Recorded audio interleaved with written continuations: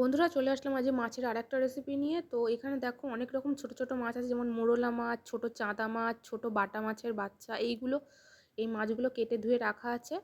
তো আর সঙ্গে নিয়ে নেওয়া হয়েছে আলু পাতলা পাতলা করে কেটে, একটা কাঁচা লঙ্কা আর ধনেপাতা কুচি।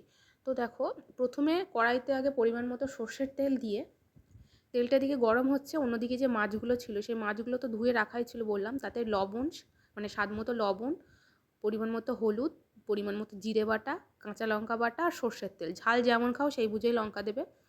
তো ওইদিকে সব কিছু মশলাগুলো দিয়ে দেওয়া হয়েছে, আর অন্যদিকে তেল গরম হয়ে গেছে বলে তেলের ওপর কালো জিরে ফোড়ন আর আলুটা দিয়ে, আর এই কাঁচা লঙ্কাটা দিয়ে একটু ভালোভাবে আলুটা ভাজা ভাজা হবে। অন্যদিকে এখানে আলুর ওপর সামান্য একটু হলুদ দেওয়া হয়েছে, এখানে দিলেও হয় না দিলেও হয়।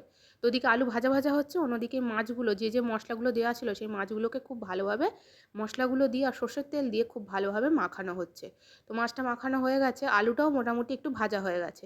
তো এবার সেই মাখানো মাছ দিয়ে খুব আলতোভাবে নাড়তে হবে। যেহেতু কাঁচা মাছ, খুন্তি দিয়ে বেশি নাড়লে ভেঙে যাবে। তো এইভাবে ধরেই তোমরা উল্টে দিতে পারো মাছটাকে, তাহলে কিন্তু ভালো হয়। তো মাছটাকে এইভাবে নেড়ে চেড়ে নিয়ে যাই দেখবে হালকা একটু ভাজার হালকা দাগ হয়ে গেছে, ঠিক তখনই দিয়ে দিতে হবে জল।